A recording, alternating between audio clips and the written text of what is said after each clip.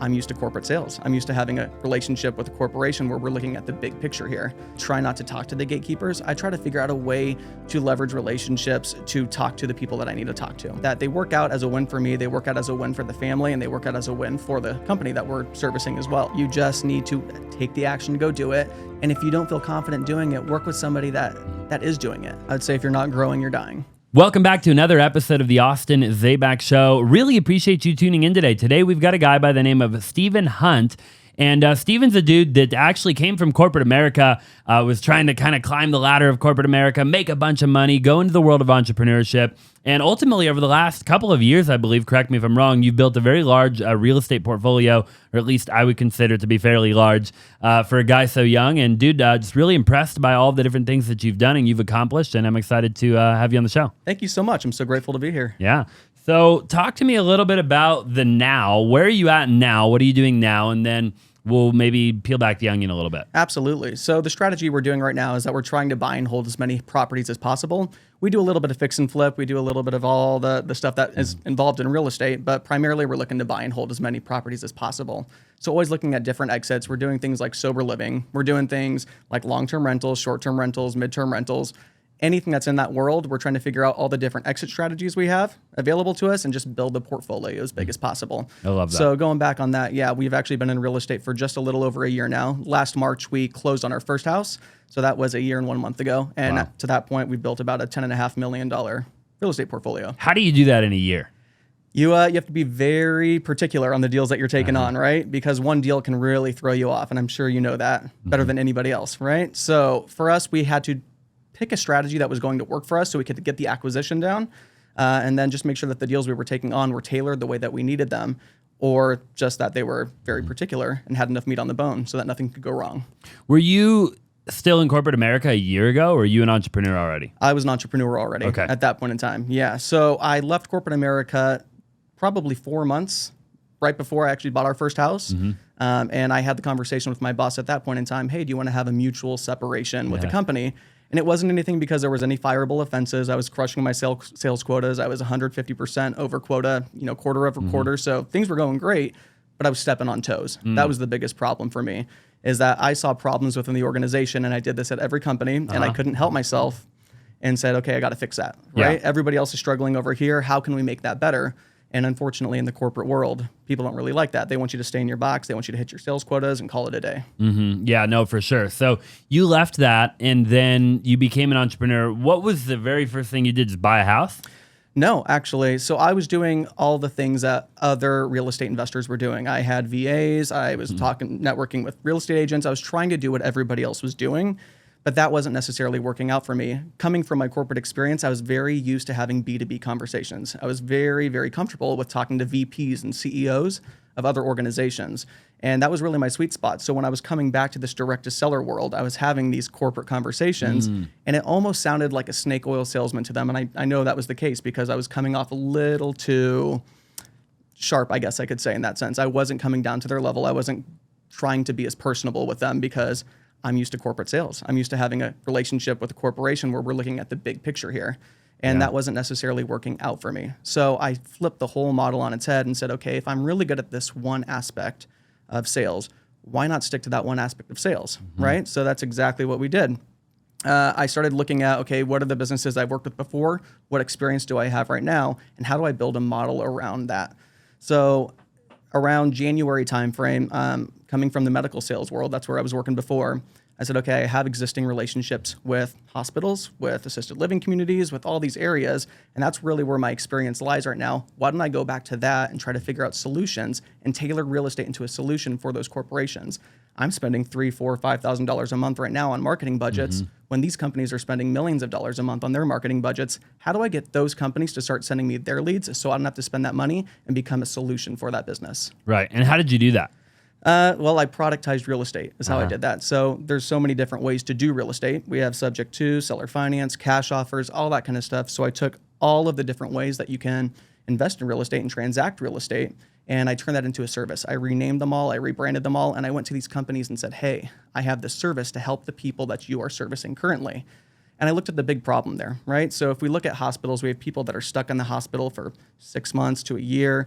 If we look at assisted living communities, it takes them 6 months to a year to get somebody to convert over from their sales funnel because they may have a house, right? They have to deal with the families that are actually needing to sell the house, go through all the belongings. So it takes this really long time and process. Now they can give me a call and I can go, hey, let me shorten that down to 2 weeks for you. And I will make sure that they get everything handled. So I handle that entire process for those organizations now. So their conversion rates go way up. We're shortening something that took 6 months to a year down to 2 weeks and get that person moved in as quickly as possible. It's really interesting, right? How did you like practically do all of that? I mean, like obviously, like you say it, like it's just really nonchalant, which is great, right? I love that about entrepreneurs. Like it's just like taking this massive thing. But I mean, like logistically, you know, what does that look like? Yeah. For me, it was making a few phone calls, right? Picking up the phone and going, I have this concept in my head, but I don't know if this is actually going to work out. So why don't I call a few people and do a little bit of market research to see if this could actually be a solution? And I tried this with a few different businesses too. I didn't go straight into the medical world.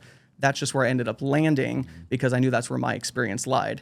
So I started calling the assisted living communities that I had prior relationships with. I started calling on the hospitals I had prior relationships with and asking them the questions of, hey, what does this look like? What happens when somebody's in the hospital? I know that we have people that are there for an extended period of time because they don't have the funds to get out. So how do you end up getting them out? What happens there? And a lot of times those houses have to go to the government. They have to figure out a way where the government can step in and get the people out. But the problem is the hospitals are losing their butts. The assisted living communities aren't getting the conversions as fast as they'd like to. And that's a huge holdback for them. And at the end of the day, it's not helping anybody either. So how can I help people and do that? So in January, when I decided to put this model into play, 2 weeks later, we got our first deal, locked it up, and ended up closing in March later on. Oh, wow. Very cool. What was that first deal? Walk me through that deal. So that first deal, we got a phone call from an assisted living community, basically giving us that first shot saying, hey, you know what? This person's in a very tricky situation. They have no money whatsoever. The house is in shambles. The windows are broken. There's leaks in the roof. They can't fix it because they don't have the money. It was more so, let's see if you can handle this, right? Because we don't know who else we'd go to because a realtor is not going to sell this house and it's going to take too long for all of this to work out. Yep. So I go and I meet with the family that following day, actually. I got a phone call from the family. Had a conversation with them, let them know what we do, and that we try to find multiple solutions that will work for them in their situation. We're not here to pressure anybody. We're here to find the right solution that you feel is going to work best for you. For sure. Right? So we do it in a very consultative way. The nice part about that is once the community has referred me over, I already have inherent trust built with that family, right? So I don't have to go there and do all the rapport building because I'm an extension now of that business. So I met with the family. We went through their financials. We took a deeper look at how things are working. They showed me the problems with the house and what was going on. And I gave them 3 options, and that's how I pitch everything. Nothing's ever a hard close. I said, here's your cash option. Here's going to be your creative option, which will be breaking it down into payments. If you decide you want to go with the creative option here, I can actually get you what market value is right now. Or we can list it through a realtor. And I have realtors that will cut their commission in half for you, so that way you can save more money on the fees. Now, if you go with the realtor, you're still going to be liable for the capital gains because you bought this house for $60,000 40 years ago, and the market's gone crazy. Now it's worth $400,000, right? You're still going to have to fix up the house. You're going to have to do some certain things to get it to where it needs to be. Out of those 3 options, which one is going to work best for you? And I let them pick. And what do they normally pick? They typically pick the cash option. Almost every time, right? Almost every single time, if it's somebody that's just a little bit short on the money that they have to afford their long-term care, they'll pick the creative option. I've only had that happen probably 15% of the time, though. 15%, huh? Yeah, you got that pretty dialed in. Oh, yeah. So how many cash deals have you done in a year? Total deals we did was 18. I would say probably 12 of those were cash deals. Okay, gotcha. And were these like all single family? They were all single family homes. Okay, yeah. Got it. Very cool. And then what'd you do with all of them? We kept the majority of them. Okay. And that's how we were able to build a portfolio so quickly. So the way that these are tailored are ways that they work out as a win for me, they work out as a win for the family, and they work out as a win for the company that we're servicing as well in that case, right? So that's why we were able to keep so many, because there was so much meat on the bone, or the terms were set up in such a way that it made sense for the family and it made sense for me as well. So for those creative deals, they were all 0% interest, 0 down payment deals that we could easily just throw a tenant in there. For the cash deals, and I prefer to do cash deals if it's going to be something that needs a lot of work, because I can get hard money, I can get lenders involved in that way. I try to gut those down to the studs and make them special. Right? So we can get top market rent, or we can set up an extra bedroom. If it's, for example, we have one right now, it's a 2,500 square foot house. It's a 3-bed, 2-bath. We're making it a 5-bedroom house. It's perfect for sober living. Somebody will pay me $5,000 a month for that house. Hey, real quick, I just want you to do me a huge favor. If you're enjoying the show and you're enjoying all the amazing guests that we've been having on lately, then do me a massive favor and smash the like button, drop a comment down below, and subscribe if you have not already. I would greatly appreciate it. It would mean the world to me, and we will be able to bring on a lot more big names if you help us out. Now let's get back to the show. But the house only cost me $280,000. Yep.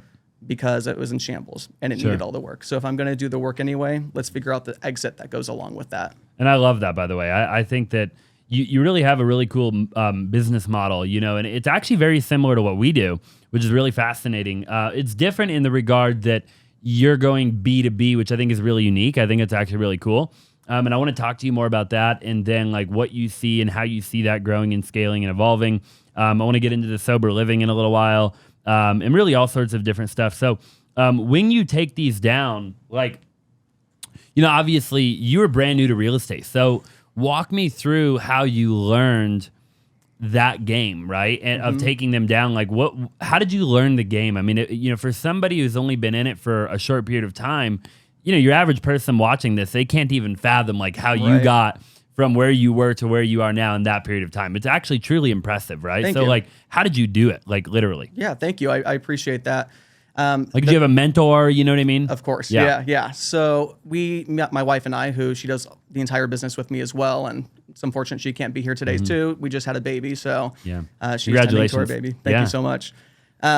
We read all the books that we could, possibly right in the beginning, and that still did not open the doors for us to take that leap into real estate. We started with Rich Dad, Poor Dad, worked our way through all the Bigger Pockets books. We did everything we could to suck in as much information as possible, but we still weren't taking any action on that. So eventually, about a year and a half ago, I get introduced to a guy by the name of Pace Morby. And Pace Morby teaches all creative finance. You know Pace very well. So I joined his mentorship, and I learned all the different ways that he's doing deals, and it instantly had a shift on me. I go, okay, wait a minute. I was doing the corporate world. The only reason I got into the corporate world, I knew I wanted to be an entrepreneur, but the only reason I got in there and worked my way up really fast was to make a lot of money so I could save up 20% down payments. And then maybe by the age of 60, I'll have enough houses to retire and live this awesome life, right? Be completely financially free. But I learned through him, and that opened me up to the whole local world of real estate too, seeing how fast you can scale real estate. Yeah. And that wasn't something that I thought was even possible prior to that. So I joined the mentorship with Pace Morby, learned all the different ways to transact real estate with creative solutions and subject to all the cool things. And then I just put it into play immediately. Yeah, I love that. Pace is a great guy, by the way. He's awesome. So you get in, right, and you kind of build this B2B relationship. Like, where did you come up with that idea? Like, was it just as a result of the corporate background that you had, and that was kind of just the idea? Like you said, I guess, like, direct to seller, you were having these high level conversations directly with the seller and they weren't going good, and then like a light came on and you were like, oh my gosh. Yeah, it's essentially exactly how it happened. So I was having conversations with the sellers, and I love to talk figures. I love to talk about the nitty gritty details at times too. And corporate people really enjoy that because it's something that they can quantify, right? But somebody that's in a very distressed situation, it wasn't landing home with them. And I was having a hard time backing off and being more relatable in that way. Because for me, it was difficult to relate because of the experience that I came from. Yeah. So I thought to myself, right, and comes down to who, not how as well. Right? So how can I leverage businesses that are already paying for all the marketing? They're getting the exact leads that I want. There's entire industries that are only focused on real estate or have real estate involved in them, or real estate is a bottleneck for them. How can I work with those companies that are already paying for the leads that I want? And how can I make it so that they can make money or they can get a reward from that as well? Why doesn't everybody do that? I don't know why everybody doesn't do that. Yeah. They can't figure it out, you think? I don't think they can't figure it out. I think it comes with a different skill set as well, though, too, right? If you're looking into getting into wholesaling, if you're looking to get into real estate right from the start, it's easier to have those conversations and learn the basics of cold calling and doing the things that it takes to get your first deal, driving for dollars, all that kind of stuff. But coming from the background that I had, having a conversation with a CEO or a VP wasn't something that really scared me or thought that I couldn't add enough value to. I knew I could have those conversations. So that's why I wanted to go towards that direction as well. Like, Jason Mitchell, are you familiar with that name? No. Okay, so he's I was actually just talking about him a minute ago, but he's a real estate, well, now he's a brokerage, so he owns a retail brokerage. But he owned a team for a long time, so just a retail team, right? And he built a massive team and did massive numbers that we're talking $1 billion, $2 billion, $3 billion a year in production, right? Which is a lot of production when you think about like a retail team in the retail world of real estate and having a bunch of agents go out and do that whole thing, right? And he did it through B2B. It was all B2B, right? Wonderful. So, and he was one of the first guys that I ever saw do that, you know? And I always asked myself, like, why didn't more people do that? And even to this day, like, why don't more people do that? Yeah. And I kind of don't know that I ever really have an answer other than people don't know how. Like, people don't know how to go do that. Yeah. It's not too difficult either. You're building long-term relationships here, right? And if you're going direct to agent, which a lot of people do, you're still building a long-term relationship, and that's a form of B2B. You're going after an agent that has their business or works for a business that is generating leads, and they're in these difficult situations where they say, I can't either sell the house or we have to do something to move this really fast for the seller that I'm working with. Yeah. So looking at it from that perspective, what experience do you have is one thing that I always ask somebody, right? I've talked to contractors, I've talked to people that are in the construction industry, and they understand that like the back of their hand. I'm like, why aren't you going to restoration companies? Who's the first person that is at a job when the pipes break in a house, right? One of the houses that we bought, the pipes had burst. That's one of the reasons why the house was so distressed, was because the pipes burst, the floor was all torn out, half the drywall was all torn out. Who was the first person that was there? That's what I look at, right? When somebody's in a distress situation, who's the first person there before it goes onto the distress seller list that everybody can pull? And then you're the only one at the table having that conversation. And then now that I know that, okay, if the plumbing went bad, I got to talk to plumbers, I got to talk to restoration companies, I got to talk to anybody that's involved in that world and figure out a way that I can be a solution for them and be a solution for the person that they're serving as well. I think the second part's the hard part to do, right? People can't figure out a way to make it valuable for the person they're trying to pitch. Like, what's in it for them? Yeah. So how do you typically, how would you suggest that people figure that out? And then how did you figure that out? I would look at what are the problems that they're having in their business. For a restoration company, for example, just to go back to that example, if somebody can't afford to have, or insurance isn't going to cover them getting their property fixed, maybe they didn't have insurance, who knows what the case is, how many of those leads are dropping off for that company? That company is in business to make money from fixing up the house. So what percentage of those people are dropping off because they can't afford to get the house fixed, right? And then can I then at that point buy the house from the person and use that company in order to fix the house? Now they're getting money for it. Maybe we're working at a deal where they're doing it for a lesser cost, but it's not a dead lead for them. Right. It's a lead that they're still getting business from. And at that point, if I can go in there and clean up just a portion of their dead leads and they can make several $1,000s or even millions of dollars a year due to what I'm offering there, why wouldn't they want to work with you? I think a phenomenal point. I think people can't conceptualize like how to have that conversation and how to pitch the person they're trying to talk to, right? Right. And obviously, it'll look different for everybody, and depending on the industry and the thing you're trying to accomplish, that restoration company will be fill in the blank, you know? Yeah. But there will always be this scenario that you just kind of described, I think, of like, here's how it's still valuable with their dead lead, and I can do this, this, and this. And I love that. What did you actually have to do, right? Like, was it as simple as just, because I really want the viewer to hear, like, you know, a lot of times, like, you get on the phone and you talk to a gatekeeper, right? Like, how do you overcome like the day-to-day hurdles of doing the B2B world? Because you know, I've seen that happen a lot of times, right? The gatekeepers are a big problem. You know, whatever else. I mean, having a presentation. I mean, what are the things that you had to have to overcome a lot of that? Well, the first thing was taking action, and I built for myself a presentation that I thought would be valuable if I was going to have these conversations with businesses. That way I could show them something that I'm doing and I could ask them questions. I wanted to ask them, what does it look like for you? I didn't know the statistic that it was taking 6 months to a year for somebody to get out, to get into an assisted living home. Somebody told me that. And then I took that information and I went to all the other assisted living communities and I verified that information with them, right? I asked them, is this exactly what you're experiencing too? Is that what this looks like on your end as well? And everybody gave me the same answer. So I knew that was a valid problem that they were having. When it comes to the gatekeepers, I try not to talk to the gatekeepers. I try to figure out a way to leverage relationships to talk to the people that I need to talk to. And in that world, for me, it looks like going on LinkedIn, typing in assisted living communities, sales, and because it's a Boolean search, and Arizona. And it pulls up an entire list of people, add all the people, create a very basic generic message, try to get in touch with them. And then if they don't answer that, call in and ask specifically for that person, right? So I have their name already because I found them on LinkedIn. So if I'm calling and asking directly for that person, typically the gatekeeper's not going to shut you off at that point in time because, they're not asking who do I need to talk to. This person knows who they're talking about, right? I'm going to go ahead and just transfer them over there. And when I start that relationship, I try to set up a time. Hey, can I bring you lunch? Can I bring you coffee? I actually have this service, this solution that I think would be wildly beneficial for your team. When can we set that up? And I set a date, I go there and I try to build value with them there. And when they're sold on that process and they see what value I'm bringing to the table, I ask them, who else do you know that could also receive value from this? And they usually give me 2 to 3 people. You can ask specifically if you want to. Do you know 2 to 3 other people that I could talk to that would find value in this as well? They'll give you those names. Then you're calling in or you're emailing those people or you're reaching out on LinkedIn saying, hey, John Doe referred me over to you. I'm working with John Doe doing this. Is this something I can talk to you about as well? You've already broken that barrier to where it's not this random person because somebody they know has referred you now. Yeah, I love that. When you started actually acquiring the real estate, how did you navigate through that, right? Because all of a sudden now you've got multiple verticals. I mean, you're a property manager, you're a flipper, you go in and you're the guy making the updates, and so there's a bunch of different things that you had to learn along the way. How did you navigate all of that?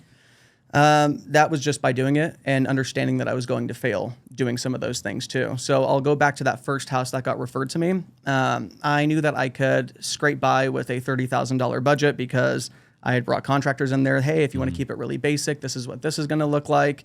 You can do it for $30,000. And I knew that, okay, I have enough spread on this house that I can make some mistakes. Why don't I go ahead and start trying to uncover some of those boogeymen, if you will, right? Let's knock down this wall. Let's overdo it. Is it a smart move to do that typically in real estate? Absolutely not. Right. But coming from somebody that's never done construction, coming from somebody where this is a whole new world, if I have the budget in there to learn some lessons, I'd rather learn those lessons on the front end when I have the flexibility to do it versus, okay, now it's go time. What are we going to do now? Right. Right? Yep. 1,000,000%. I love that. What about like getting in there and tenanting the properties and everything like that? Like, how did you determine what made you want to keep them, right? Because I know a lot of people who they see the money in the flip, right? Or they see the money in the wholesale or whatever, right? Like I've wholesaled, 2,500 houses in my life, right? And we've made a lot of freaking money wholesaling, so why right out of the gate were you like, I got to keep as many as I can? Because that was always the ultimate goal for my wife and I. We wanted to build a large portfolio and we wanted that to replace our incomes. So my goal for the first year was, okay, if I have a 200,000 plus job that's making me every single year, how can I replace that with as many rentals as possible, get the depreciation, and then get my wife out of her job so she can join me doing this full time as well? Because she's still working full time. She's still in medical sales and she kind of keeps the ship afloat in that beginning stage. Now we're at a point where those rentals are printing off enough cash to where, okay, if we do this for one more year and we just replicate what we did last year, which is never the goal, you always want to grow, right? If we just replicate what we did last year, you can leave your job too, and we both have financial freedom at this point to do whatever it is that we want to do. Yep. And we're not always chasing the next paycheck. We hate chasing the next paycheck. We want to feel secure. We want to know what we're getting ourselves into. You get the depreciation that's going to go against her W-2 job. There's so many aspects to holding the property that made way more sense to me in the long term. Yeah. How many properties do you want to own? I'd like to own over 1,000 properties. Yeah, right? I love that. Do you want them all to be, are all of the ones that you own right now some sort of creative, or do you have actual loans on any of them yourself? I do have actual loans on some of them myself, right? So some of those are the cash deals, right? So we have a lot of cash deals that we ended up transacting. And then we switch those over to DSCR loans. At the very end, we get them leased out, but we do all of our homework ahead of time to make sure, okay, is this going to be a perfect BRRRR? They're not always a perfect BRRRR. We've had our situations that we run into where some money's tied up. And that's when we make the decision, okay, let's flip this house. Do we want to flip houses? Absolutely not. But there's not enough exits and we can make a quick $80,000 profit on it. Why wouldn't we flip this one? That way we can make sure that we can keep the train moving forward. How do you determine if it's a good flip or if it's a good hold? So for the good holds, I'm looking for something that has either a large lot, it has either a pool, it has no HOA. I'm looking for things that I could have multiple different exits for a good hold. Can I do sober living there? Okay, well, if I'm in an HOA, I can't do sober living typically. There's that eliminates a lot of my exits. I can't typically do a short-term rental either. I could do midterm rental or I could do a long-term rental, but with all the extra fees that are coming in from the HOA, do I really want to mess with that? So most of the time, a perfect hold to me looks like something that has no HOA. I can do whatever I want with it. I can make it really cool, really beautiful if it's a short-term rental, or I can make it pretty basic but updated so that it performs really well as a long-term rental and it's the first one to get leased out in the neighborhood. Yeah, I love that. No, it's actually a really good idea. What about the BRRRR? Talking about the BRRRR, the numbers. I mean, like, when do you look at the numbers and you're like, okay, the numbers just don't work for what do you want the numbers to be in order for you to move forward in either direction? Yeah. So the numbers that we run are always the same. It's going to be 77% of the ARV. So I run my comps very, very strictly. No matter what. Yeah, 77% of ARV. Wow. And then I subtract whatever my rehab cost is going to be from there, right? Why and any holding 77? costs. Because that gives me just a little bit more wiggle room in case I'm doing a 80% LTV cash out refi, which we've run into some problems with that with recent rate hikes and how things are going. So that's changed the game just a little bit. But again, I set that up so that I have multiple exits at the end of the day. So can I get out of this? I'll give you an example. I have a house that Really quick, if you're a real estate agent in the state of Arizona and you're looking to join a phenomenal team, then I would love to have a conversation with you. If you're looking for an incredible culture, you're looking for lead generation, you're looking for transaction coordination, then I would love to have a conversation and see if you would be a great fit for our team, okay? So again, if you're an agent in the state of Arizona, make sure you text the number 480-418-5339, the word agent, okay? Again, 480-418-5339, the word agent. Now let's go ahead and get back to the show. It was in Mesa, and that house was supposed to rent out for $2,500 a month. The way that it was going was that my mortgage was going to be about $1,700 a month on it, and it was going to be a perfect, easy in and out BRRRR. Yep. Ended up being about $30,000 more in rehab than we expected. Rate hikes went up, right? So now we're looking at 8% interest rate loans for DSCR, and I'm like, this completely crushed my deal. Yeah. This is terrible. So I'm looking, okay, what else can I do here? What are my options? I don't want to sell the house. The house is great.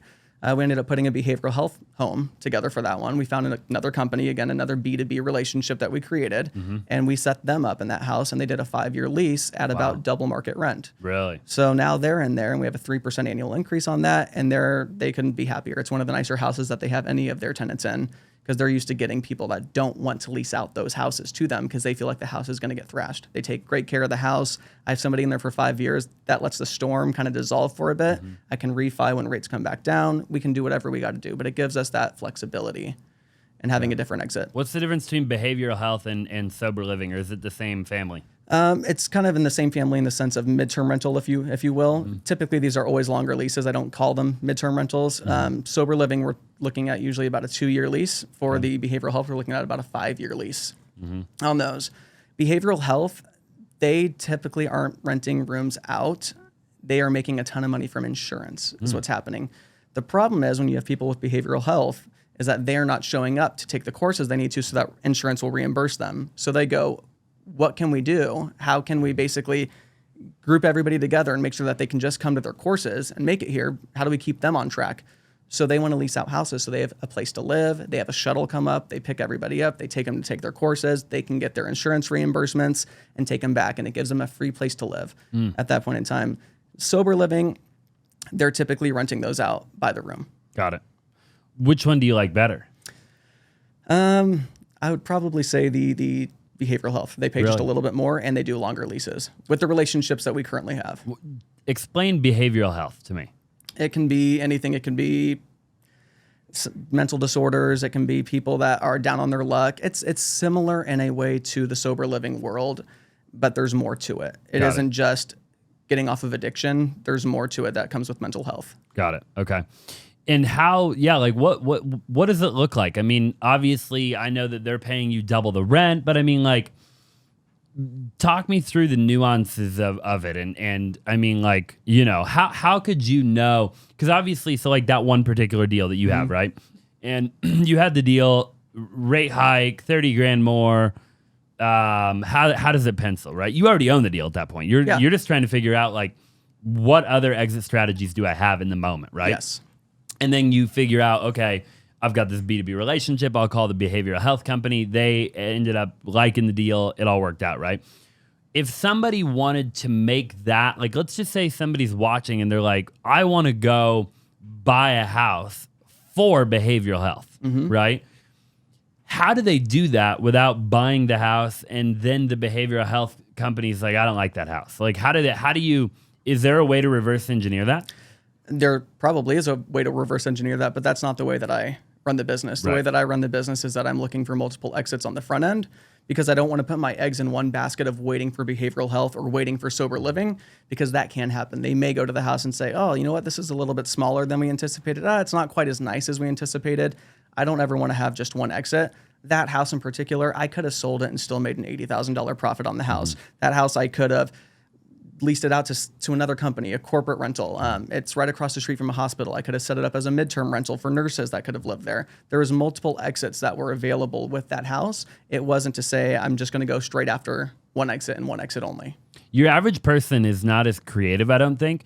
So, like, where did you get the creativity to think, like, it's across from a hospital, I could think I could go that route. It's, I could do that. There's all these different exit strategies, right? I think normally when I talk to people are single-minded. Like they're not able to think about all of the different things. They're not able to put the pieces together of, like, there's a gas station across the street. I'll rent it to the gas station. I'll rent it to the Obviously that's a stupid example, right? But, like, where did you get that? I think that's something that again, going back to my corporate experience, I was always looking for the gaps that were in a business, right? So if I'm looking at what I have currently in front of me, I'm looking at the gaps that are there. If I only have one exit strategy, I'm limiting myself. There has to be more than one way to do this. And that comes from education. That comes from talking to people. So if I have an idea that I want to get leads from a mortgage company, I'm going to exhaust all of those options. I'm going to ask everybody those questions to figure out what are all my options here, because I don't have all the information. They have more information than I do, and they're smarter than me. So same thing with other investors when it comes to different exits. Hey, what exits are you doing? I see that you're buying and holding a lot of houses. Hey, what are you doing in this scenario? I'm trying to get other people to consistently teach me so I can find the best option for what I'm dealing with at that point in time.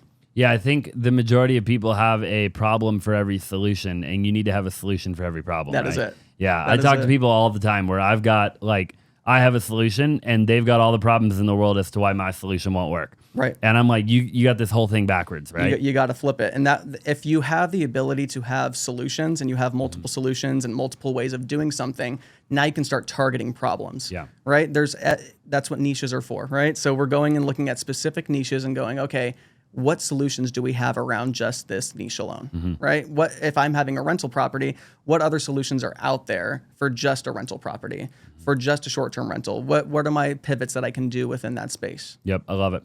With the DSCR, did you just have because obviously with DSCR, you have to have 20 or 25% down, correct me if I'm wrong? Yeah. Did you just have Typically. that capital from corporate America?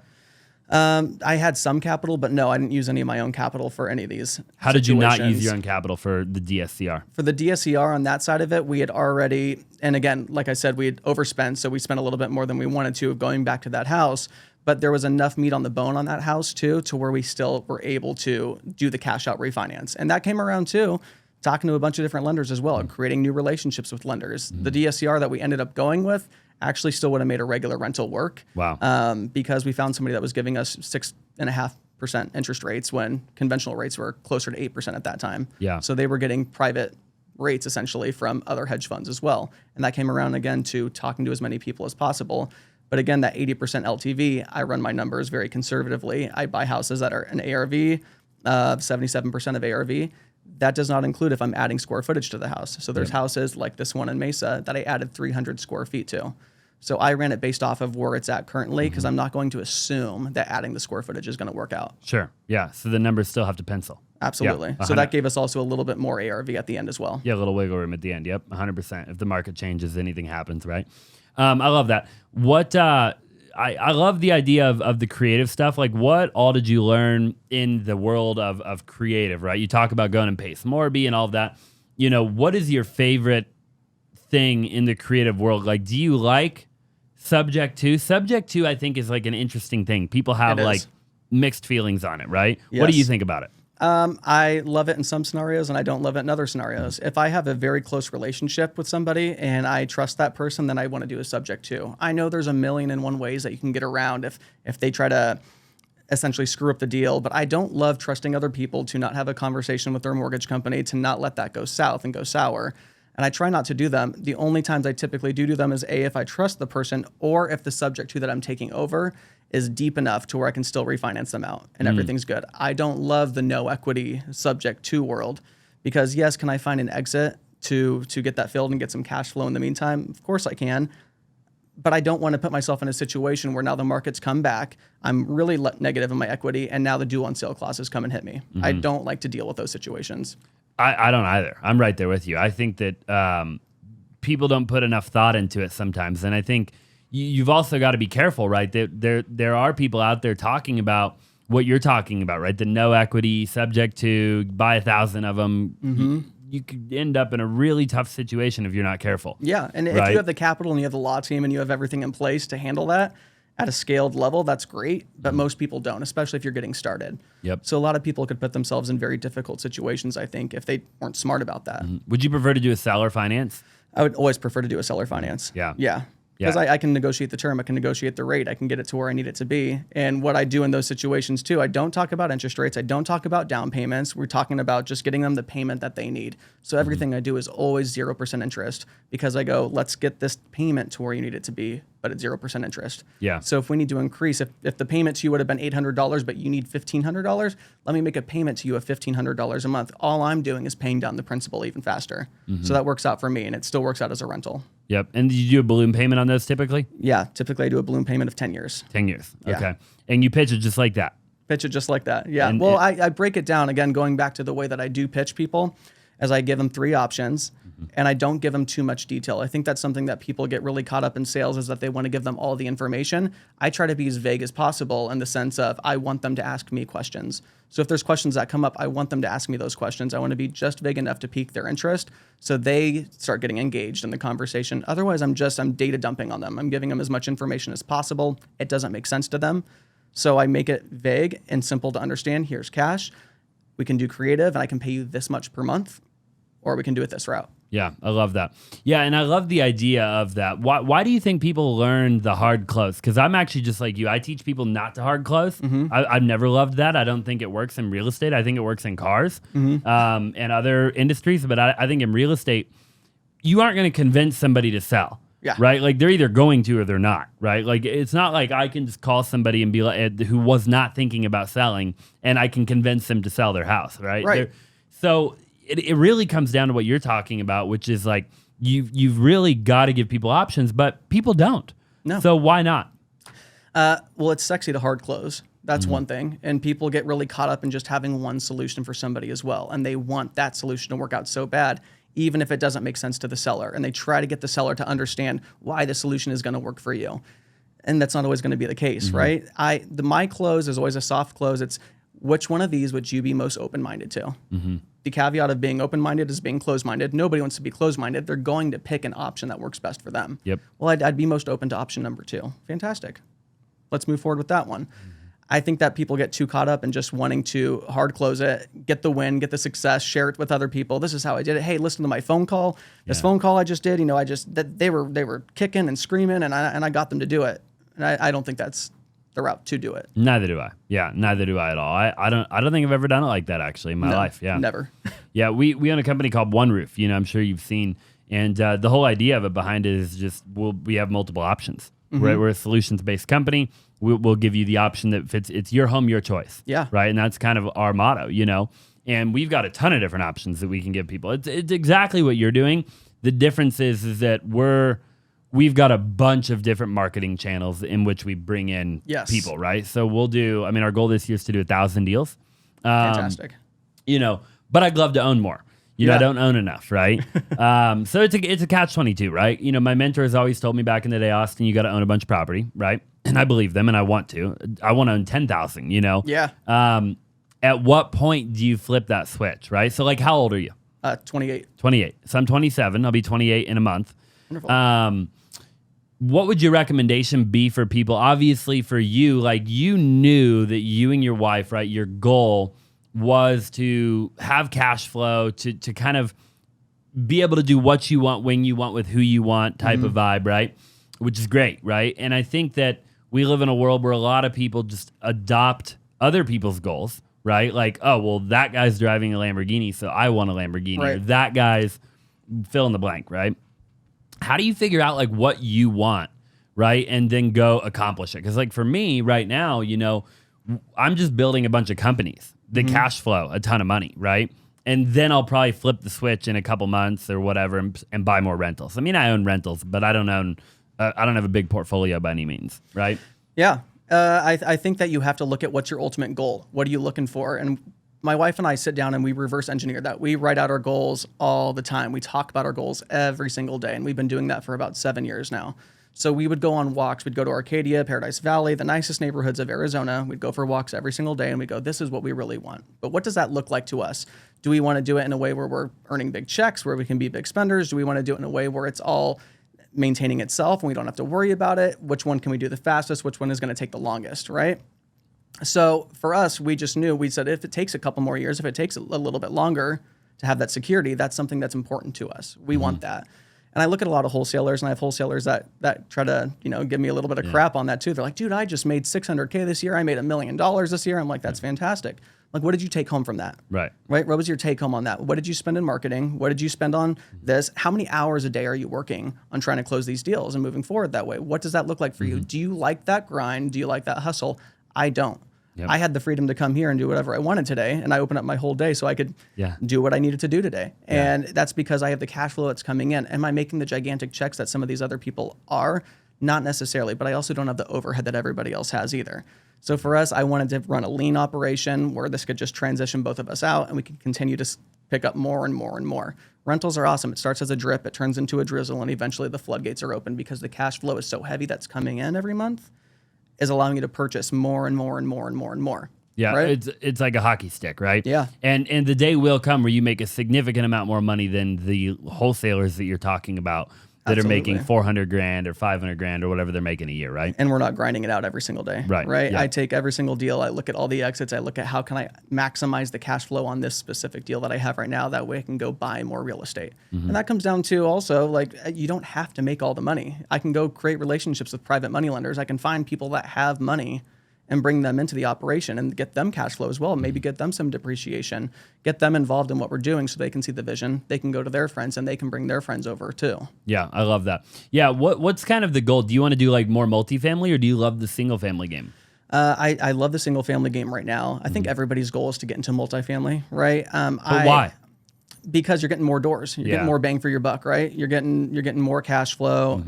It's really boring though. Yeah. Like the world of multifamily to me, I think it's really boring. It's it's that corporate world again, almost to me in a certain way. I think it's cool, but I think there's also fun ways to do it. Doesn't mean that I don't want to do multifamily. I'd love to have 200, 300 unit purchases. That's great. But I'd also love to have situations where I can create boutique hotels, things where I can create an experience for people. I'm a creative person. I love to create these experiences for individuals. That's why I love the short-term rental game. It's why I love gutting houses and building them back up because I can make it so unique and so cool and so special. So somebody has that experience. So if I got into the multifamily world, I'm looking more at the boutique hotel side of things. You can also get way more valuation that way as well. If I have a 21 unit old rundown motel that's getting $50 a night and I can make it really cool and make it self-operable to where I can lower expenses and then I can get $120 a night because it's a really cool hip place to stay. I have drastically changed the trajectory of that entire building. And it's more than getting a 20% increase in rents from another multifamily as well. You're doubling, almost tripling sometimes in these cases, what you could do for the rents. Have you seen the build to rent communities that are single family detached build to rent? I've seen some of them. Okay. Yeah. What do you think about them? It's just not something I've dove deep into. What do you think about like the world of development? I love the idea of development, but I think for me, the world of development, it's kind of like somebody saying, I want to become a hedge fund manager.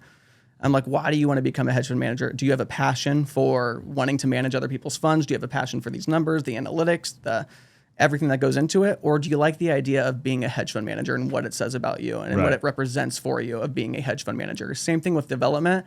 I had to take that step back and look at myself and go, development is really cool. You see these guys in New York doing these crazy things. You see companies here in Arizona that are doing these crazy, large, awesome developments. It's just not something that I think that I'd love to do. Yeah. I'd love to have my name attached to it though. Right. Right. And I have to look at that and separate those two things. What would I absolutely love to do? Not ruling it out because I've never done it though. Yeah. Yeah. How do you have your name attached to it though if you don't do it? Exactly. Right. I'd have to actually do it in order to have my name attached to it. But I'm saying more so the ego that comes along with saying that I'm a developer. Yeah, 1,000,000%. Most people, I think, do it for the ego. Absolutely. Right? With anything that they do. Yeah. I'm not just talking about development. I'm talking about, whatever it might be, right? Yes. And it could literally be anything. You talk about short term. Do you do short term? Yeah. Okay. Short-term rentals. Those are very specific. So when a house comes in and if I see that there's an opportunity to make it a really cool short-term rental, then I'll do it. But I don't try to actively pursue short-term rentals. They're way more fun than anything else, though, in my book, because I love the design aspect of this. I love taking a house down to the studs, making it really cool, really themed, and something that people are going to have an experience doing. So I had one that came through that was sitting on a half-acre lot. It had a pool that was empty for 10 years. The house was in complete shambles, but I go, okay, it's a half-acre lot with a pool. And it's in shambles. So if I'm getting a good deal on this, why not gut it down to the studs? Why not make it an oasis in the backyard now? That way it can be this awesome experience, and I'll keep that one as a short-term rental. Yeah. I think it's going to waste if I'm doing a long-term rental because there's so much to offer at this house. Yeah, I love that. Where was that? Do you still have that one? Still have that one. Wow. Yeah. Where's that one at? What city? It's in Phoenix. Okay. So it's actually 43rd Ave in Dunlap. It's not an incredible area, but it's our highest performing Really? short-term rental, which is fantastic. That one does a little over $11,000 a month, which is fantastic. And it's because here's another thing too, is I think people get really caught up in the location of a short-term rental as well versus what it has to offer. This is in Phoenix in a not so great area, but it's almost half the price of what things in Scottsdale are. And it's really not that far from Scottsdale. No, 10 minutes. So if somebody 15 sees this maybe. incredible home that's not there, but it looks like they're getting a way better deal on it, it's booked out till July. I could probably increase the rates at this point in time, but I'm happy with where it's at. Walk me through that deal. So like where'd you find it? How did you acquire it? What was that like? Did you raise capital? Did you use hard money? How did you buy all the furniture? Walk me through it. Yeah. So for that deal, we had a community, assisted living community, refer the person over. She was 99 years old. All of her friends were at this community. She wanted to move. She had no money. All the piping was bad within the house. It had some roof issues. The house had a lot of issues. It was going to be, if she was going retail, a 6-figure situation for her just to get the house up and going again. The pool had been empty for 10 years. It was completely in shambles. And she's like, I don't know what to do. I have enough money from my husband's pension to cover the assisted living costs, but I don't know how I'm going to fix up this house and sell this house unless I just sell it to somebody else. I don't even know who to call. So luckily, I'm not competing with anybody because I got referred over right when that situation is in front of us. We went through the house. I said, what's a number that you would be happy with taking on this house? Before I give anybody their options, I ask them, what would you be happy taking on this house? And I knew in my head that I was cool with 260. That was my number. She goes, man, if I could get 200, I'd be thrilled. And I go, well, this is fantastic. Like, because I know how much I want to do to this house. I know how cool I want to make this house. I said, I can do 200. That works out perfectly. And that's something that you'd be happy with? She goes, I would be so grateful if I can get 200 for this house. Wow. So we signed the contract right then and there. We closed 2 weeks later. And then had my GC go there, scope everything out. The entire interior was a $77,000 rehab on that. We ended up getting hard money on that one. We luckily at that point in time had great relationships with our hard money companies. So it was only 10% down. We ended up fronting the 10% down on that one. In most cases we use 10% down, and they did the rehab too? They did the rehab too. In most cases, sorry. Yes. So 10% down. They also cover the rehab at 100% of the rehab. Cool. So our all-in on that house was like 40, 50K, something like that. I don't remember the You specific fronted number. the 10,000. You were saying that you fronted the 10%, but most times you what? Raise private money. Okay. Got it. Most Which of the is great. times we're going to raise private money for that and get people involved in the deals. And then how do you structure them when you do that typically? I will put them as a secured note holder, not attached to the asset. How did you learn how to do that kind of stuff? I got told no many times, right? So when I was going to hard money companies, people would say, I would try to bring in private money and they go, well, you can't close with the second position. I'm like, well, I got to secure these people somehow, right? So then working through the network, right? Talking to other investors, talking to other lenders. How do I do this? I know other people are doing this. I'm not the only person raising private money here. Yep. What is the workaround here? And I found out that you can do promissory notes. You can do secured notes that aren't attached to the asset. And if people really want to be attached to the asset in that way, I can put them on a note secured by the deed of trust after the property closes. Got it. Interesting. And then you just give them a percentage of the deal or a percentage of the upside? What do you typically do? Depending on the deal, I'll structure the terms to really try to benefit them. So if I'm working with somebody for the first time with private money, what we did on other deals in the past was, hey, I'll give you a flat 10%. So if this deal takes me 3 months to get done, then I will pay you 10% of whatever you're lending me. And that's a huge return in that case versus had we waited a full year for you to get your full 10% if I'm paying you monthly. But you have to defer your payments in the meantime. That is the caveat there. You will get your payout as soon as we refinance or whatever we're doing, but you have to wait for that period of time to come up. And they'll typically go for that when you They'll pitch typically that? go for that. Yeah. I Or I it. can make monthly payments to you at 12%. Sure. Yep.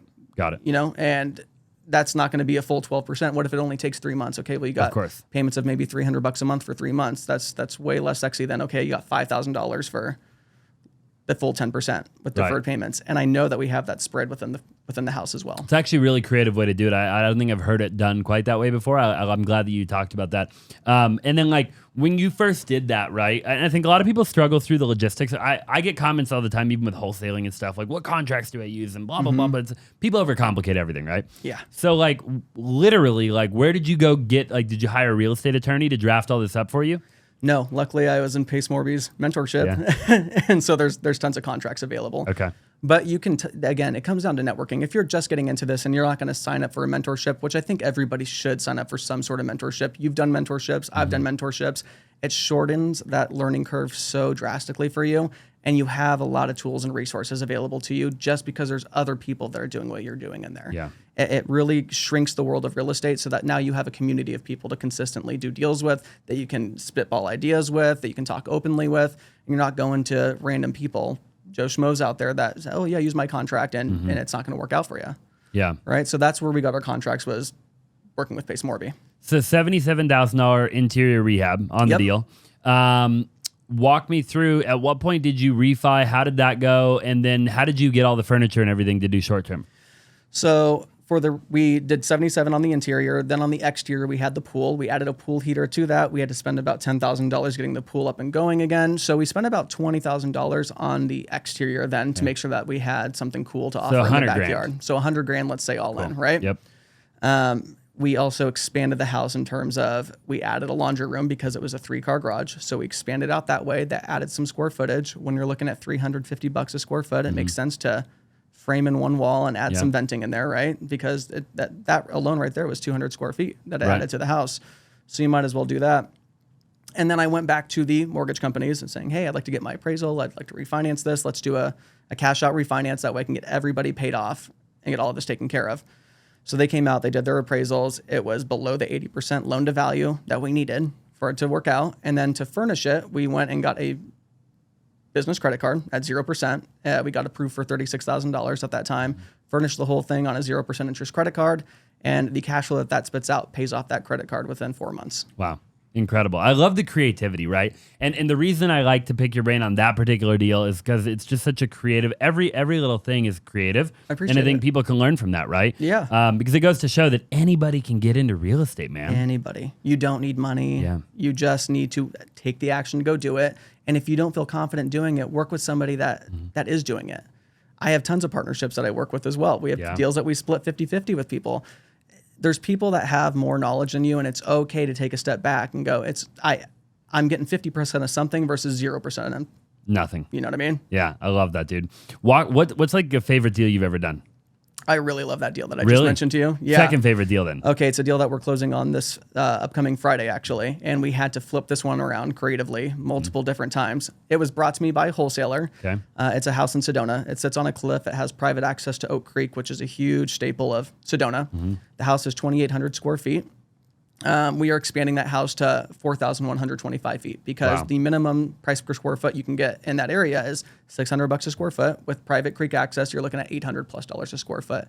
It only makes sense to expand it at that time. Yep. And that took a little bit for me to get the confidence to start saying, I'm going to start expanding houses because that sounds crazy, pulling permits and all the other stuff when I could just go in and gut the kitchen and make it pretty. So this one's going to end up being a short-term rental as well.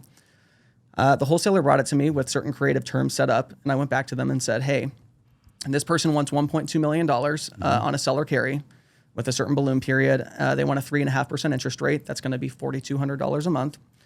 Instead of that, why don't we set it up this way? Let's do a $1.1 million seller carry at 0% interest, but I'll still match the $4,200 a month payment. That doesn't sound that different to the seller. They think, okay, I'm getting $100,000 less, but somebody's actually going to buy it.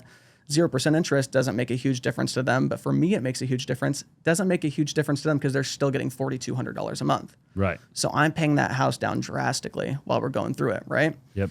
Well, we got to the closing table. It's going to end up being, because we're expanding it, doing all the things, very expensive. So we had to restructure it one more time. And this was just this past week that we had to restructure it. And instead, what we're doing there is we're going to buy the house for $400,000 and basically turn the seller into the lender on the back end through a promissory note. So they're still getting the same exact purchase price that they wanted, but now we're buying it for $400,000 through hard money.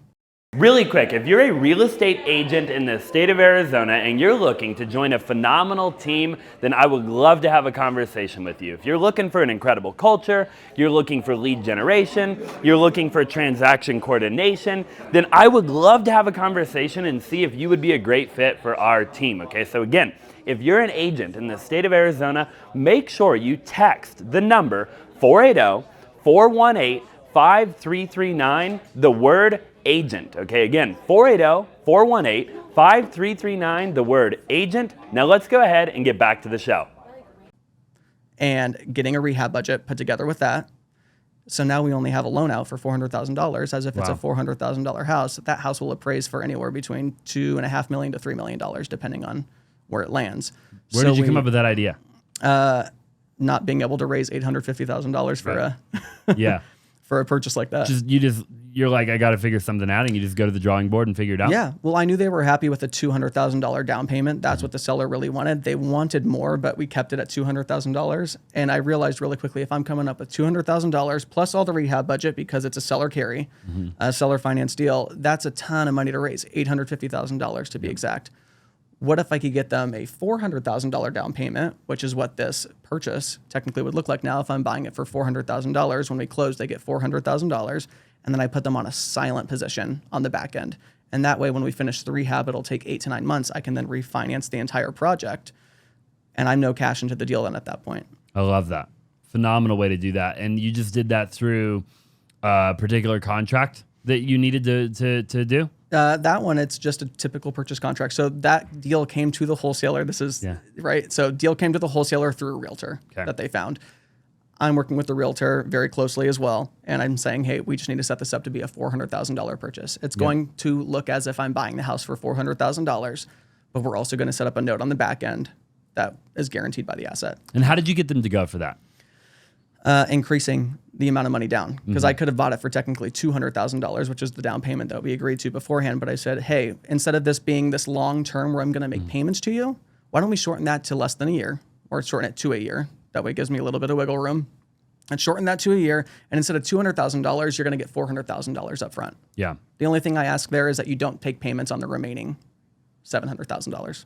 How do you build trust with somebody to hear out stuff like that? I think being an expert in your field is where you do that, right? If you're able to articulate and break things down in a way that makes sense for everybody, and taking it back and saying, okay, what part of this does not make sense for you? I'd love to share an analogy with you. I'd love to share how this actually looks, because it sounds really complex when you're trying to tell somebody all these creative structures, right? So the way I just explained it to you was, it's now $400,000 down, and then I'm going to pay them the rest of the $700,000 when we hit this mark, once construction's done. Yeah, I love that. Right? So I keep it very simple. Again, going back to the sales side of it, I try to keep things vague. If they have more questions, they can ask me more questions. But if I keep it vague, they can understand it more clearly. Yeah, I love that. Transitioning a little bit, talk to me about your relationship with your wife. You just had a kid. Congratulations. Thank you so much. Yeah. So how long have you guys been together? Been together for 7 years. 7 years. Yeah. And you were just in corporate America when you met her, right? No, we were actually both servers at Kona Grill in Chandler. That's where we met. And we went and crashed a wedding one night, and everything was history from there. We never stopped hanging out ever since then. Wow, I love that. She actually pulled me out. So I was into bodybuilding and lifting weights and stuff back then. You can't tell now, but I was way into that world, and I was very strict on, okay, got to go to the gym. As soon as I get off my shift at 12 a.m., I'm going to the gym. I don't care whatever it takes. I'm going to get big. I'm going to get swole. I'm going to do what I got to do. Yeah. She's like, dude, just like chill out a little bit. Like, come crash this wedding with me. Let's do it. Let's have a little bit of fun. Good. And we ended up hanging out that night and talking all throughout the entire night till like 4 a.m. And then from that point forward, just never stopped hanging out. The crazy part there is we ended up moving in together 2 weeks later. Her parents moved out of the state. She's like, you know what? I think I'm going to stay here. And everybody thought we were crazy. And I'm like, it can go really good or really bad. Right. And luckily for us, it went really good. I love that. Ended up getting our own place and just really aligning our goals and our expectations with each other. What do we want out of life? What does that look like? And I think that's why we connected so well. We got all the things off the table right from the start. So money, politics, religion, all the difficult conversations that people typically steer away from. That's one of the first conversations that we had. We wanted to see if we were a good fit for each other. We'd both come from long-term relationships.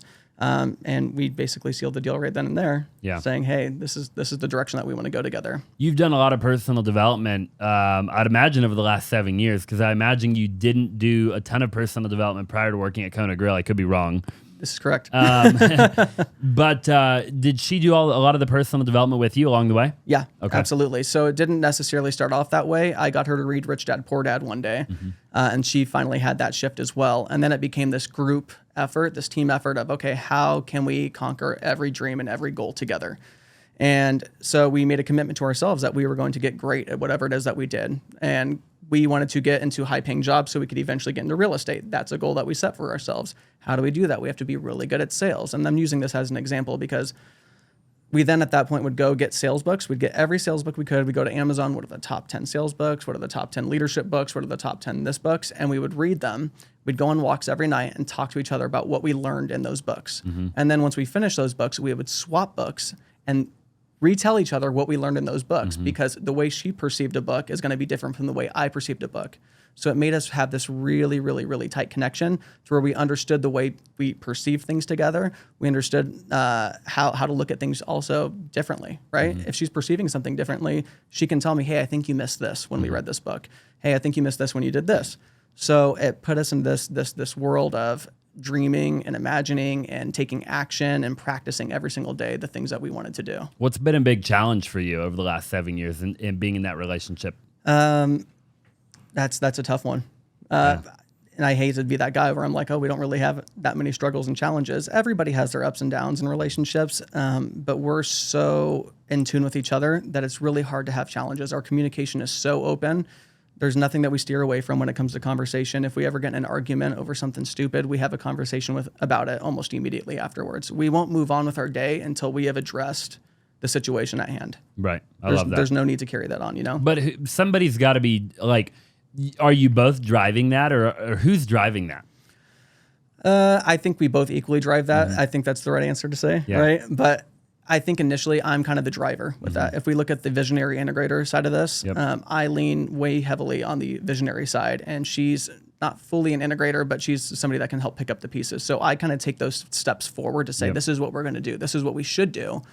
And then it comes down to, okay, but how are we going to do it? And she makes me reteach her how I'm going to do something. So going this B2B model, it's not something that really anybody else was doing. There wasn't a lot of education on anything like that. So I had to teach her and I had to get her on board so she was a part of the team with me. So that way we could go get that goal together. And how did you do that? I did it by creating a plan, bringing her in on the plan. What would you change on this plan, right? She's a part of the plan. She's not somebody that I'm like, hey, let me go out there and grow this crop and bring in everything and it's all on me. That's not the case. We are a team. We support each other. We promote each other. We do everything we can in that sense. Yeah, but a lot of people aren't very good at that, you know. So I think it's really cool to see how you formulated a plan, brought her into the plan, retaught her the plan, got feedback on the plan, and then you made the plan happen, right? Yeah. And it seems like that's something you've been doing for a long time. So what kind of personal development are you guys doing nowadays? Joining mentorships, joining groups of people that are higher level than us, and trying to get into rooms that are higher level than us. If you're the smartest person in the room, right, you're in the wrong room, and we don't want to be in the wrong rooms anymore. So for us, it's elevating ourselves to be with people that are better than us. Okay, how do I start hanging out with Pace Morby more? How do I hang out with Jamil Damji more? How do I hang out with Cody Sperber more? How do I hang out with these people that are doing things at a much greater scale than I am when it comes to the business aspect of our life, so we can grow in that direction? You can buy your way into it, right? That's a way that we do sometimes, right? So we have Kent Clothier. We're getting together for one of his masterminds coming up here because I know there's an entry fee to get in there. It's $30,000 to get into that mastermind. I'm in a group of people now that spent $30,000 to get into a mastermind. Most of those people probably are not successful, right? So that gives us the opportunity to network with those people, build personal relationships with those people so we can continue to elevate ourselves along with them. I love that. Phenomenal advice. You know, and Cody used to be my partner. I know Jamil very well. I know Pace, I know a lot of the guys, and you're absolutely right, dude. It's just paying to get into the room, providing value once you're in the room. Right. And then it's just time, right? A lot of it's just time and showing your value and showing that you're willing to do whatever it takes. I think that really is what it boils down to, right? Absolutely. Yeah. If you say you're going to do something, being able to really, truly provide that value to somebody and do it in a way where you're not over promising and under delivering in any way. Like, oh, I got it done, but under promise and over deliver. So they go, oh my gosh. Yeah. This is incredible. So what's the ultimate goal for you and Angel, right? Yes. Okay. Obviously I know that the goal is she's in medical sales right now. Okay. So the goal is for her to not be in that, right? Yes. And that's hopefully by the end of this year. Incredible, right? And then obviously you said your goal is 1,000 properties, right? Minimum. Yeah. Minimum. But I mean, in a world where you could have whatever you want, like, because at 1,000, do you think that how involved would you be hypothetically? My goal wouldn't be to be involved whatsoever. My goal at that point in time is to obviously have like a CEO, COO running all of that for me and giving them a piece of it too, right? I want the people that I'm working with, I want everybody to benefit from what we're creating and what we're developing here. Yeah. So I want to have a team that's there to take care of everything and they care about it just as much as we care about it. And that way we don't have to deal with it. We can be completely hands off and we can spend that time with our family. We want to be able to travel the world with our family. We want to be able to live in the best parts of the world, the best parts of the country with our family too, right? So it's really cool, yeah. Expanding outside of the not outside of the U.S., the state of Arizona, getting houses in awesome areas like Park City and Aspen and the cool areas of California, Northern California, Florida, all the best areas, and just being able to really enjoy that and soak it in with our family and spend as much one-on-one time together. I love that. Do you like to work a lot? That's a double-edged sword. Yeah. Do I love to work a lot? I don't love to work a lot, but I also love to work a lot. My brain doesn't necessarily shut off, so I have to be doing something at all times. How do you manage that and the balance and the balancing act of that and being in a relationship and having a baby? That's been a little bit different. Right now, it's having Angel be there predominantly with the baby at all times, but we still do exactly what we were doing before. We've integrated the baby into our life, and it's because we talked about having the baby. We've visualized what that's going to look like. How are we going to have the baby be a part of our life, and how are we going to make this work out for everybody? But nothing has changed in that sense. She still listens to all my ideas. She still helps me put all my ideas into play. She's still there for me no matter what, and I'm still there for her no matter what. It's more so in that sense where some people say you get an extra drive once you have a kid, right? Oh, I really wanted to go for it. I really wanted to do much more. For me, I think it made me want to pull back a little bit more. Really? How can I do a little bit less but still get the same results? How can I put people in place to where I'm not making all the profit, but I have other people that are out there that I can trust and that respect me and I can respect them, so we can work together as a team to still accomplish these goals? I love the second one, right? Because I'm in the same boat as you. You know, I've never owned, I don't think I've ever owned 100% of a company. And I've started like quite a few companies. I've always owned a percentage of them, right? And I own, whatever that percentage is, so, but I've never owned 100%, and I don't ever really want to, I don't think, right? Yeah. Like, why would I want to own 100%? I mean, I can't imagine why would I want to be the only decision maker? Like I can't call Sounds anybody. terrible. Sounds horrible, right? To me, and I love the idea of, and I was just telling somebody this a little while ago, but I did the call that I was telling you about before the show. Anyways, I was talking about how that could pull me away, right? And I was telling a guy, he just joined our team. He was actually one of the old bachelors, so he's on our team. He's over here. And so we were kind of talking through what that would be like, And I was just saying, look, I've got incredible partners. Like what you see here would just continue to grow and continue to scale. It always has. I've always had incredible partners, and I love that about you, that you bring in other incredible people to build with you as opposed to trying to do it all yourself. Well, I don't think any of us have all the answers though, right? So if I'm under the impression that I have all the answers and that I can accomplish it all on my own, I'm going to fail. It's going to be horrible and it's going to be lonely. And I know people like that. I have family members like that want everything to be their way or the highway, and I don't like that. I want to trust other people. I want people to be there for me, and that I want to be there for other people too. Yeah. I'd rather share those experiences and share the wealth with others in order to make sure that this works cohesively, so I'm not there killing myself and we can all have fun together. I love that. Dude, phenomenal podcast. I appreciate you being here, bro. What, if you had to did you have a son or a daughter? Daughter. How old? Couple weeks? 6 weeks. 6 weeks, Yeah, dude. just at 6 Congratulations weeks. again. Yeah. If you were to leave her with one piece of advice, for whatever reason, you could only leave her with just one thing, what would it be? Life advice, any type of advice? I would say if you're not growing, you're dying. Always be growing. Phenomenal. Always push yourself, right? Phenomenal advice. Where can people find you if they want to work with you, reach out to you, talk to you, whatever the case might be? Maybe they want to sell you a deal or whatever. Yeah, Instagram. Instagram's always the best place for me. I don't like going to all the other social platforms out there. So Instagram's always the best. It's Stephen Hunt, StevenHunt. I got lucky. I got the first Stephen Hunt out there. I was waiting for the underscore. Right, exactly. Dash 7739. Yeah, I love it. Are you verified? Not verified yet. What do you think about the verification? I don't really have a thought on it just yet. Yeah. We'll see. I like it because I still, when people come up verified still for me at this point in time, I'm like, oh, who is this? Right. Yeah. And I'll click them and I'm like, oh, you got 200 But followers. everybody's verified now. Everyone's verified now. I don't know how I feel about it. Yeah, I don't know how I feel about it. I think it's a huge moneymaker for Huge money maker. I mean, talk about, Oh my gosh. hey, we need to generate some revenue because things are going down Here's right now. $1 billion a month. Exactly. Like Reoccurring. ridiculous. It's insane. Yeah. And they stopped paying their creators too. I don't really like Meta. I mean, I obviously use Meta. We have to use Meta. You have to, yeah. YouTube and Meta are like the main two, Yeah. I think TikTok will be gone at some point here. Yeah. But Meta kind of derails me sometimes. I don't know. Yeah, and I don't have the following that you have, and I don't have the social presence and brand that you have at this point in time too. So that's all stuff I'm diving into this year. That's going to be the next step for us here. What do you want to do with that?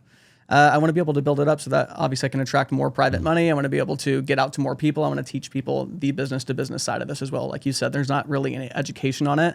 I'd love to teach people how to look at what they have as a skill set to bring to the table and how they can work with businesses. You should definitely teach it more. I think people get a lot of value.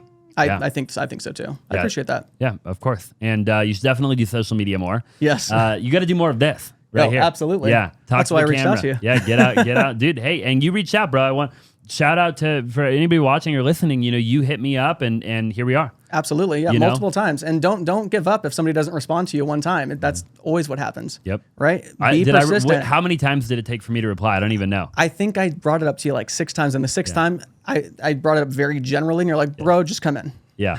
Get over here. Yeah. See, and that's what you got to do, bro. Yes. I love that. And I've done that a million times with other people too. You have to. Almost every relationship in my life where they're like way above where I'm at was a result of me just being really persistent. You have to. In the beginning, I was a nobody, dude. And I'm still a nobody compared to some people, right? Well, and the thing is, I have like 1,300 followers. I don't have a huge follower base right now, too. I get so many messages over so many little things. So many of my messages right now go to the wayside. So if I can recognize that with my level of followers, how am I going to reach out to somebody that has 200, 500, 1 million followers, right? How am I going to reach out to these people and expect that they're going to see that one message and get back with me? No, message them multiple times, message their team. Who works for their team? Who are they tagging all the time? Find that person. Be persistent if you want to be able to get in front of the right people. That's another great piece. You should give your daughter that piece of advice too. Yes. If you could give her 2 pieces of advice, that would be the other one, right? No, I love the creativity. It goes back to the B2B and the question I asked you in the beginning of the podcast, and the same thing applies to what you just said, right? Which is just like, stop thinking about it from one angle. Yeah. Right? Like you said it perfectly right now. Why are you just messaging that guy? Message his wife, message his kid, message his team, his assistant, his friggin' the janitor. Figure out what do you got to do? Yeah. If they're worth $100 million, they're not there by themselves. Right? There's a team of people that are surrounding them. Go find the team of people. Who's the right person to talk to? Because in most cases, it's probably not them. I love that, dude. Hey, I appreciate you being on the show, bro. I'll put all your information down below. Stephen Hunt, no underscore, no nothing. Nothing. The real deal. I appreciate you, bro. Thank you for being on the show. Thank you so much. Yep, of course. Hey, if you're still watching on YouTube, do me a huge favor. Drop a comment down below. It would mean the world to me. Subscribe if you have not already. And then if you're listening on any platform at all, it would mean the world if you would leave a 5-star review. Thank you again, and we'll see you in the next one.